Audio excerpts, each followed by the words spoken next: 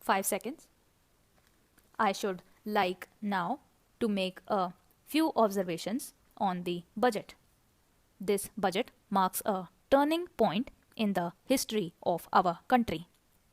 It is no use attempting, as some of my friends have done, either to deprecate the budget very strongly or to suggest that we are not witnessing a new revolution in our methods of fiscal training and technique.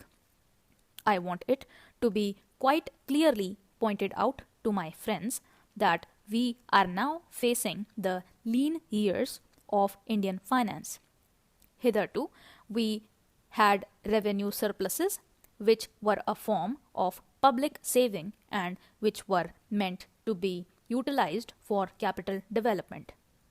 Hereafter, this form of revenue surplus would not be available.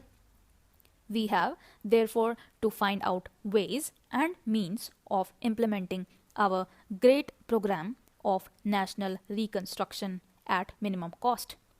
My point is that the deficit on revenue account would be of the order of about 19 to 20 crores. Here, let me point out that I do not agree with those of my friends in the finance department who have attempted to suggest that rupees 9 or 18 crores which are obtained from Pakistan should be put to the revenue side of the budget. They are to be put on the capital side. But that does not seriously alter the trend of my argument. What I am suggesting is that we would have to be prepared for a deficit of a much higher order even on the revenue side. That itself should make us realize that there are very many problems which we have to face and that we have to undertake ways and means of increasing the resources of our country so that it might be possible for us to have a greater amount of surplus or a greater amount of public saving for the purpose of financing capital development. The finance minister, in the course of his speech, Mr. Deputy Minister, pointed out that the deficits during the past 2 years were of the order of rupees 83 crores.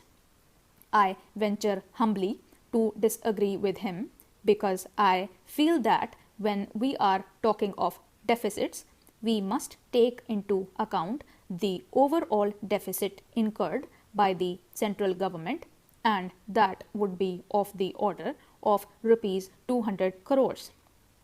During the years of relatively light expenditure, we had shortfall of about rupees 200 crores. Undoubtedly, now when we are going to have a very great amount of expenditure, we might have a greater amount of deficit and we would have to find out ways and means of trying to meet our capital expenditure. Some members have pointed out that deficit financing is good. Others have pointed out that it is poison. One honorable member who preceded me pointed out that it could be taken like a tonic. Now, I am not willing to enter into the merits of deficit financing or demerits of deficit financing in an academic spirit. The time has now come when we should face realities. I do suggest that we have to indulge in deficit financing because without indulging in deficit financing, it would not be possible for us to indulge in the capital expenditure on such a large scale. But when we are talking of the scope of deficit financing, I would like to place before the House and the Finance Minister the two great limitations which face us. The first limitation that faces us is that concerning the internal price level. The Honorable the Finance Minister referred to the cost of living. He said that he was going to keep a watch over the cost of living so that it may not shoot up within a short period and make a mess of the plans of capital development. But there is another limitation which has also to be borne in mind, a limitation which has not received as much notice as it should have done in all the discussions that have taken place on the deficit financing. That limitation is the external limitation, or the limitation which arises on account of our balance of payments position. I think this as important, Mr. Deputy Speaker, as the internal price level, and I should like to elaborate that particular point a bit more because I feel that a time will shortly arrive when we might have either to reconsider our policy or might even have to leave the sterling club of which we are a member. The second serious limitation is as serious as the first. What would be the consequences of deficit financing on our balance of payments?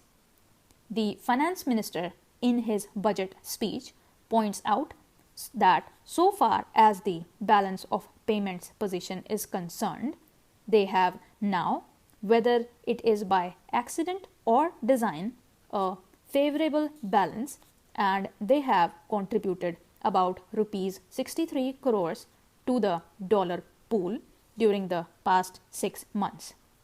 But the moment we indulge in deficit financing, we have to be prepared for worsening of our balance of payments.